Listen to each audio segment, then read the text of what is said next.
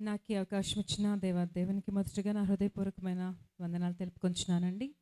అదే రీతిగా కూడి వచ్చిన మీ అందరికీ కూడా మా హృదయపూర్వకమైన వందనాలు తెలియజేసుకుంటున్నాను. ముఖ్యంగా మీ అందరికీ కూడా శుభ శుక్రవారపు శుభాకాంక్షలు తెలియజేస్తున్నాను. హ్యాపీ గుడ్ ఫ్రైడే మీ అందరికీ కూడా. నా ముందు మాట్లాడిన మొదటి మాట ద్వారా మనల్ని హెచ్చరించిన శుభాకాంక్షలకి, అదే రీతిగా తర్వాత నవ్య అక్క, రవి అన్నకు కూడా మా హృదయపూర్వకమైన వందనాలు తెలియజేసుకుంటున్నాను. ఎంతో చక్కగా దేవుని యొక్క సిలువలో పలికిన 7 మాటలను వాళ్ళు వివరించారు. ఒకటో మాటని, రెండో మాటని, మూడో మాటగా ఈ మాటను మనం ధ్యానం చేసుకోబోతున్నామండి. యోహాను సువార్త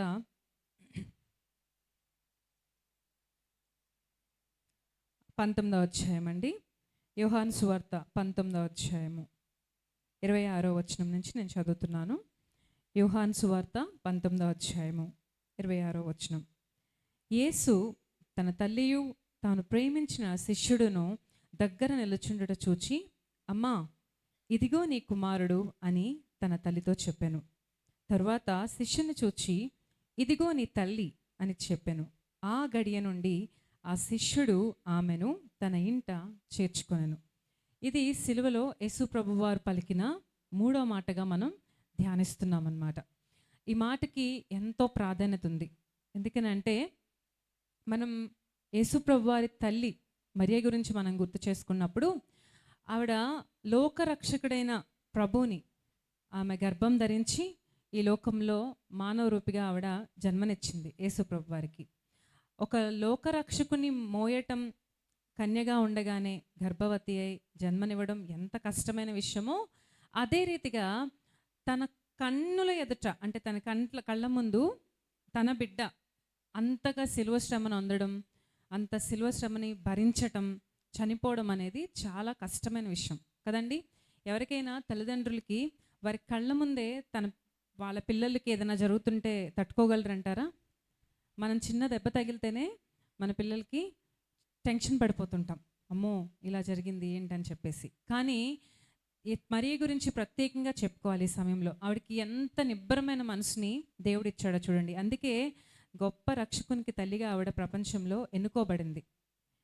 ఆవిడకి ఎంత నిబ్బరమైన హృదయం కలిగి ఉంటే తన కళ్ళ ముందు తన బిడ్డ అంత భయంకరమైన శిలువ శ్రమను అనుభవిస్తుంటే ఆవిడ తట్టుకోగలిగింది. నిజంగా ఈ విషయంలో మనం మరియని ఎంతగానో మెచ్చుకోవాలన్నమాట. ఆవిడ చిన్ననాటి నుంచి కూడా యేసుప్రభు వారు ఒక ఉద్దేశంతో ఈ లోకంలో జన్మించారు. ఈ లోకానికి రక్షించడానికి ఆయన వచ్చారు. సమస్త మానవాళి పాపభారాన్ని ఆయన మోయడానికే వచ్చారనే సిద్ధపాటు ఆవిడికి యేసుప్రభు చిన్ననాటి నుంచి, పెంచినాటి నుంచి ఆవిడకి తెలుసండి. ఎందుకనంటే మీకు లూకాసు వార్త 2వ అధ్యాయం 35వ వచనంలో కూడా, ఇప్పుడు ఎవరు రిఫరెన్స్ చూడొద్దు, సుమియోను, ప్రవక్త అయిన సుమియోను ఆవిడతో మాట్లాడతాడు, నీ హృదయంలోంచి ఒక ఖడ్గం దూసుకుని వెళ్ళబోతుంది అని చెప్పేసి. అంటే ముందుగానే మరియకి తెలుసు, తను రాబోయే కాలంలో యేసు ప్రభు వారి యొక్క శిలువ ద్వారా తను ఎంతటి బాధను అనుభవించబోతుందో ఆవిడకి ముందుగానే తెలుసు అన్నమాట. ప్రవక్త సిమియోను ముందుగానే చెప్పాడు. అనేకులకి ఈయన ద్వారా కొంతమంది విశ్వాసంలో అధికులవుతారు, కొంతమంది నశించిపోతారు. నీ బిడ్డ మరణం అనేది నీ హృదయంలో ఒక ఖడ్గం వలె దూసుకుని పోతుంది అని ముందుగానే ఆవిడ్ని సిమియోను ప్రవక్త ఒక ప్రవచనం ద్వారా హెచ్చరించారు. కాబట్టి మరియకి తెలుసండి, యేసుప్రభు వారు పెరిగి పెద్ద అయిన తర్వాత ఖచ్చితంగా ఆయన సమస్త మానవాళి కొరకు చనిపోతారు అని చెప్పేసి. మరి ఇటువంటి వేదన, బాధన అనిపిస్తున్న సమయంలో ఇప్పుడు మనం యేసుప్రభు వారి గురించి మాట్లాడుకుందాం. ఎంత గొప్ప వ్యక్తో చూడండి. నేను మన భాషలో చెప్పాలి అంటే, యేసుప్రభు వారు he's a complete man. Jesus is the complete man అన్నమాట. ఎలా అంటే,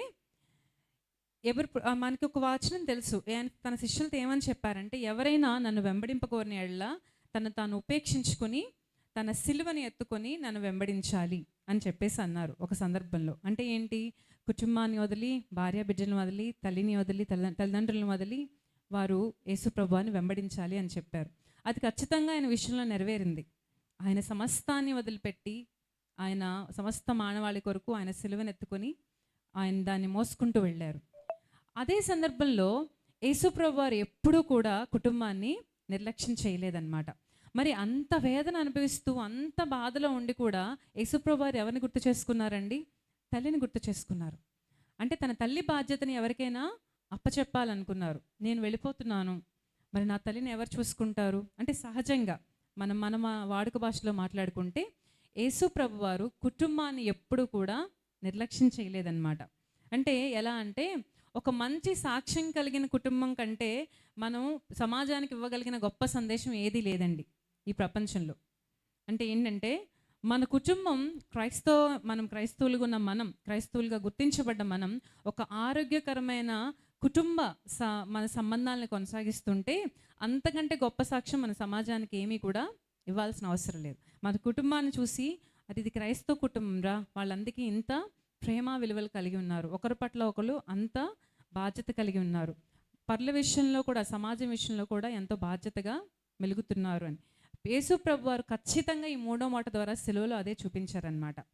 ఆయన కుటుంబాన్ని ఎంత ప్రేమిస్తున్నారో, కుటుంబం పట్ల ఆయనకి ఎంత బాధ్యత ఉందో ఈ సిలువలో పలికిన 3వ మాట ద్వారా తెలుస్తుంది. దగ్గరికి పిలిచి అమ్మా ఇక నుండి తనకెంతో ప్రియ శిష్యుడైన యోహాన్ని దగ్గరికి రమ్మని చెప్పి ముందుగా మరియతో చెప్తున్నారు, అమ్మా ఇక నుంచి ఈయనే నీ కుమారుడు. తర్వాత శిష్యుల వైపు తిరిగి ఇక నుండి ఈమె నీకు తల్లి అని చెప్పి బాధ్యతని ఇరువురికి అప్పచెప్పాడు. మనకి చరిత్రలో ఈ మాట ద్వారా ఏమర్థమవుతుంటేనండి, మొదటిసారిగా సంఘం ఇక్కడి నుంచే కట్టబడిందంట. అంటే యేసు ప్రభు వారు ఆయన వెళ్ళిపోతున్నప్పుడు మరియా మొత్తం సంఘానికి సాదృశ్యంగా ఉంటుంది.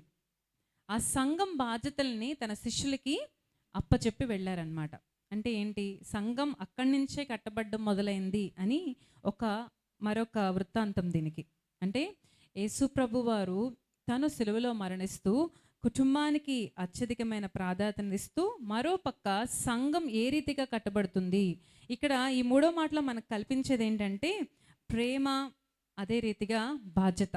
ఈ రెండు చాలా క్లియర్గా కనిపిస్తాయి. యేసు ప్రభు వారు ఎంతగా కుటుంబాన్ని, తన తల్లిని ప్రేమించారు, అదే రీతిగా తన తల్లి పట్ల ఎంతటి గొప్ప బాధ్యతని కలిగి ఉన్నారు. మనకి ఈ 3వ మాట ద్వారా మన ప్రభు ఇచ్చే సందేశం ఏంటంటే మనం ఖచ్చితంగా, అంటే దేవుడు మనల్ని సేవ చేయమన్నారు, మనల్ని ఎన్నుకున్నారు కాబట్టి మనం అన్నీ వదిలేసి సేవ చేయమని ఎక్కడ మన ప్రభు చెప్పలేదండి. మనం పర్ఫెక్ట్ ఎగ్జాంపుల్ ఎప్పుడు ఇవ్వగలుగుతామంటే అన్నిటికీ సమన్యాయం చేసినప్పుడే. మన కుటుంబాన్ని, మన సంఘాన్ని, మన సమాజాన్ని, సమస్తాన్ని సమన్యాయంలో నడిపించగలిగినప్పుడే యేసు ప్రభులాగా we also can become complete persons. మనం కూడా ఒక కంప్లీట్ మ్యాన్గా, ఒక కంప్లీట్ ఉమెన్గా మారగలుగుతాం. అది యేసు ప్రభు వారే మనకి గొప్ప ఉదాహరణ. మనం ఎవరెవరినో చూడాల్సిన అవసరం లేదు. కాబట్టి మనందరి మీద ఉన్న గొప్ప బాధ్యత ఏంటంటే మనం మొదటిగా మన కుటుంబాన్ని కట్టుకుందాం, మన కుటుంబ బాధ్యతల్ని మనం సక్రమంగా నిర్వర్తిద్దాం.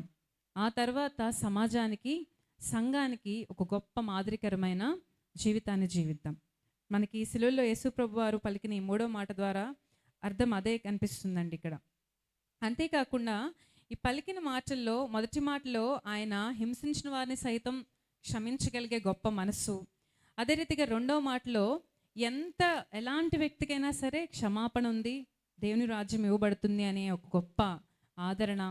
ఈ 3వ మాట ద్వారా మనం కుటుంబాల విషయంలో ఎంత శ్రద్ధ వహించాలి, ఎంత జాగ్రత్త కలిగి ఉండాలి, ఎంత బాధ్యతగా ప్రవర్తించాలి అనే ఒక గొప్ప సందేశాన్ని ప్రతి మాటలోనూ, కేవలం ఆయన మరణం మాత్రమే మనకి విలువైంది కాదండి, ఆయన మరణంలో కొనసాగిన ప్రయాణం అంతా కూడా ఎంతో విలువైంది. ఆయన చెప్పిన ఒక్కొక్క మాట ఎంతో విలువైంది, ఎంతో అమూల్యమైంది అనమాట. మనకి అంకుల్ చెప్తున్నప్పుడు కూడా ఆయన ఎంతగా